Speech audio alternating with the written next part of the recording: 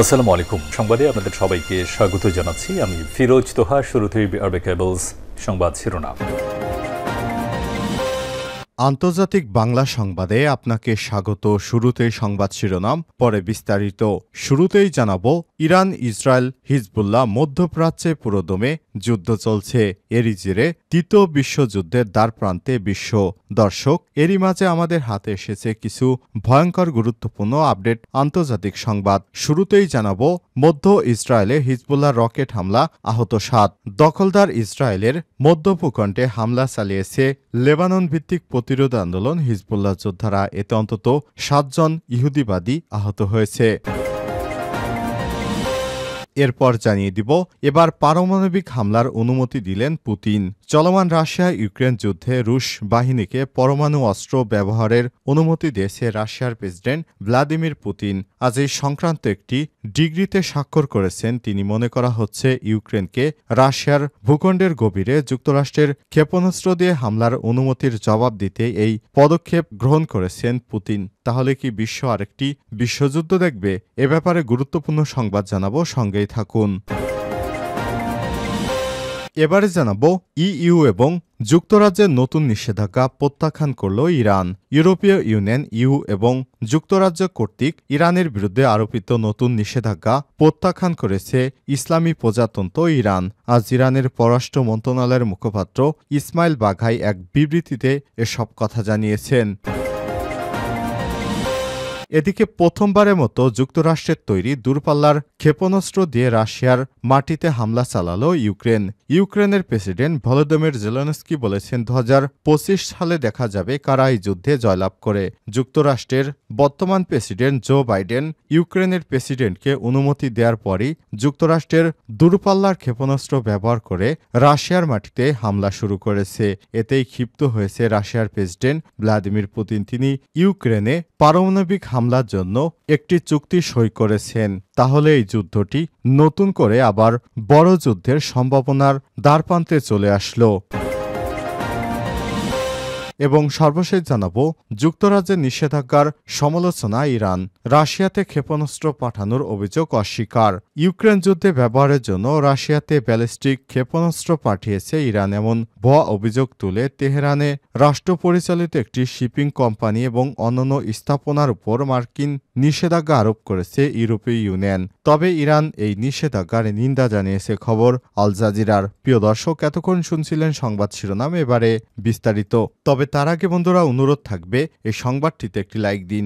এই চ্যানেলে আপনি নতুন হয়ে থাকলে আমাদের সংবাদটি দেখতে দেখতে চ্যানেলটি সাবস্ক্রাইব করে রাখুন। কমেন্ট করে আপনার মূল্যবান মতামত জানিয়ে দিন বন্ধুরা, আপনি বিশ্বের কোন দেশ থেকে বা বাংলাদেশের কোন স্থান থেকে আমাদের সংবাদটি দেখছেন এবং শুনছেন। আর বন্ধুরা, গাজা যুদ্ধে আপনি যদি নিরীহ ফিলিস্তিনিদের ভালোবেসে থাকেন তাহলে কমেন্টে ইয়েস লিখে বিশ্ববাসীকে জানিয়ে দিন। এবারে বিস্তারিত।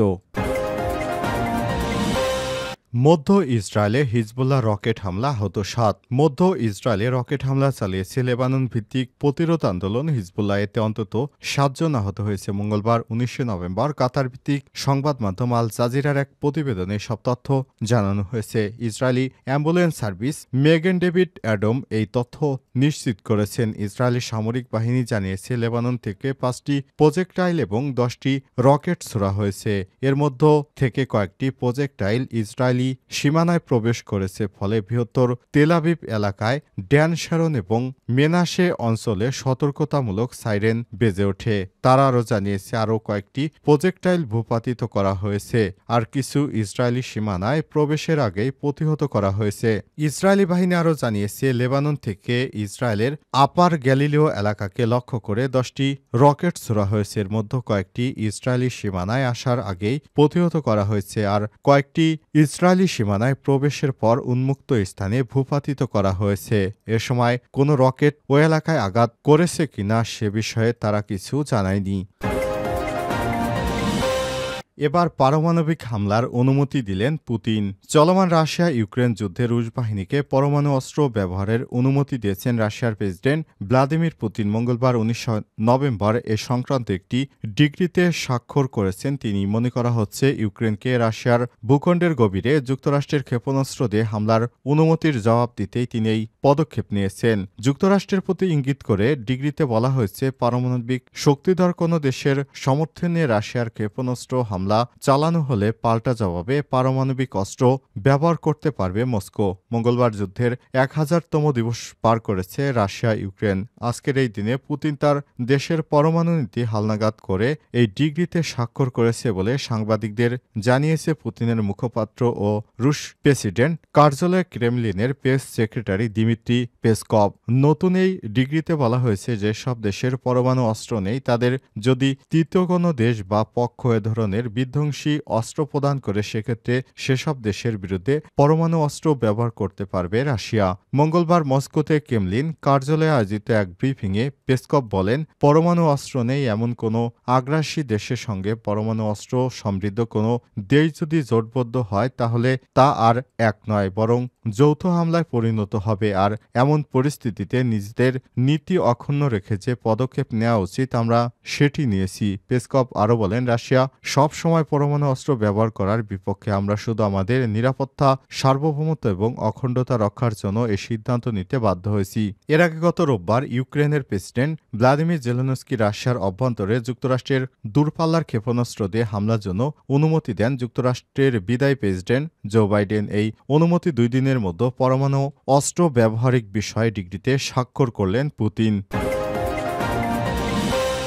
ইইউ এবং যুক্তরাজ্যের নতুন নিষেধাজ্ঞা প্রত্যাখ্যান করল ইরান। ইউরোপীয় ইউনিয়ন ইউ এবং যুক্তরাজ্য কর্তৃক ইরানের বিরুদ্ধে আরোপিত নতুন নিষেধাজ্ঞা প্রত্যাখ্যান করেছে ইসলামিক প্রজাতন্ত্র ইরান। মঙ্গলবার 19 নভেম্বর ইরানের পররাষ্ট্র মন্ত্রণালয়ের মুখপাত্র ইসমাইল বাঘাই এক বিবৃতিতে সব কথা বলেন। ব্রিটিশ বার্তা সংস্থা রয়টার্স এই খবর জানিয়েছে। বিবৃতিতে তিনি আরও জানান, নতুন এই নিষেধাজ্ঞাকে ভিত্তিহীন এবং অযৌক্তিক ও আন্তর্জাতিক আইনবিরোধী হিসেবে অভিহিত করেছেন। এর আগে সোমবার 18 নভেম্বর ইউরোপীয় ইউনিয়ন এবং যুক্তরাজ্য ইরানের বিরুদ্ধে নতুন এই নিষেধাজ্ঞা আরোপ করে।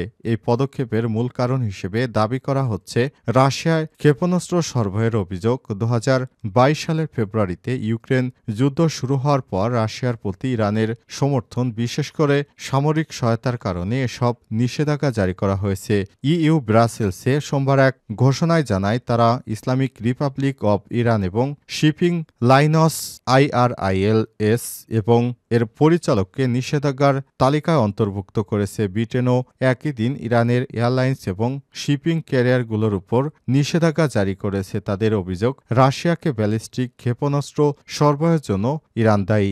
ইরান এই নিষেধাজ্ঞাগুলোর বিরুদ্ধে কঠোর পদক্ষেপ ও প্রতিক্রিয়ার দাবি করেছে। সব পদক্ষেপ কোনো সঠিক ভিত্তি নেই। ইসমাইল বাঘাই তার টেলিগ্রাম চ্যানেলের এক বক্তব্যে বলেন, ইউ এবং ব্রিটেন নতুন নিষেধাজ্ঞাগুলো সম্পূর্ণ ভিত্তিহীন এবং অযৌক্তিক। ইরান এই পদক্ষেপগুলো প্রত্যাখ্যান করেছে, যা আন্তর্জাতিক আইনের প্রতি তামাশা এবং ইরানের সার্বভৌমত্বের প্রতি হস্তক্ষেপ। এ সময় তিনি আরও বলেন, নিষেধাজ্ঞাগুলোর মাধ্যমে ইউরোপীয় দেশগুলো ইরানের নৌপরিবহন এবং সামুদ্রিক বাণিজ্যের স্বাধীনতা লঙ্ঘন করে, যা আন্তর্জাতিক বাণিজ্য আইন এবং ন্যায্য বাণিজ্যিক নীতির বিরুদ্ধে একটি সরাসরি আক্রমণ। উল্লেখ্য, ইরান এবং রাশিয়ার মধ্যে সামরিক ও অর্থনৈতিক সম্পর্ক 2022-এর পর আবারও দৃঢ় হয়েছে। বিশেষ করে ইরান রাশিয়াকে সামরিক সরঞ্জাম সরবরাহ করেছে, যার মধ্যে ড্রোন এবং ক্ষেপণাস্ত্র রয়েছে। পশ্চিমা দেশগুলো এ সম্পর্কে আলোচনা করে আসছে এবং ইরানের বিরুদ্ধে নানা নিষেধাজ্ঞা আরোপ করেছে। ইরান বারবার দাবি করে আসছে, তারা কোনো দেশ বা রাষ্ট্রের অভ্যন্তরীণ সংঘাতে অংশ নেয় না এবং আন্তর্জাতিক আইনের প্রতি সম্পূর্ণ শ্রদ্ধা জানায়। তেহরান মনে করে সব নিষেধাজ্ঞা রাজনৈতিক উদ্দেশ্যে আরোপ করা হয়েছে এবং এগুলো ইরানের আঞ্চলিক ভূমিকা ও সার্বভৌমত্বকে চ্যালেঞ্জ করে। ইরানের দাবি, এসব পদক্ষেপ আন্তর্জাতিক শান্তি এবং স্থিতিশীলতা প্রতিষ্ঠার কোনো কার্যকর সমাধান নয়। ইরান ইউরোপ সম্পর্ক এই নতুন পর্যায়ে নিষেধাজ্ঞাগুলো সম্ভাব্য প্রভাব বিশাল হতে পারে, বিশেষ করে বাণিজ্য এবং নৌপরিবহন খাতে। ইরান মনে করে এই নিষেধাজ্ঞাগুলোর ফলে বিশ্বের সঙ্গে তাদের বাণিজ্যিক সম্পর্কের উপর নেতিবাচক প্রভাব পড়বে, যা বিশ্বের বিভিন্ন অঞ্চলের সঙ্গে তাদের অর্থনৈতিক কার্যক্রমের বাধা সৃষ্টি করতে পারে।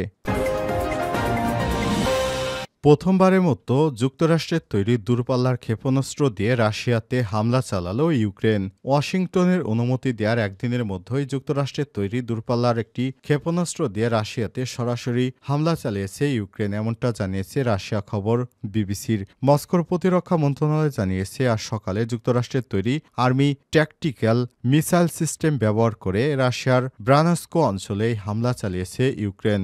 মন্ত্রণালয়ের বিবৃতিতে বলা হয়েছে 5টি ক্ষেপণাস্ত্র গুলি এবং ভূপাতিত করা হয়েছে এবং একটি ধ্বংস করা হয়েছে। ক্ষেপণাস্ত্রে ধ্বংসাবশেষের কারণে ওই এলাকায় একটি সামরিক স্থাপনায় আগুন ধরে যায়। বিবৃতিতে আরও বলা হয়েছে স্থানীয় সময় বেলা 3:25 হামলা চালানো হয়েছে, এতে কেউ হতাহত হয়নি। এর আগে ইউক্রেনের সামরিক বাহিনী নিশ্চিত করে যে তারা রাশিয়ায় ব্রানাস্কো এলাকায় একটি গোলাবারুদের গুদামে হামলা চালিয়েছে। তবে এই হামলায় এটিএসির MCS ব্যবহার করা হয়েছে কিনা সেটা তারা নিশ্চিত করেনি। সামরিক বাহিনীর সূত্রের বরাতে দিয়ে ইউক্রেনের সংবাদ মাধ্যম জানিয়েছে এই হামলায় যুক্তরাষ্ট্রের ক্ষেপণাস্ত্র ব্যবহার করা হয়েছে।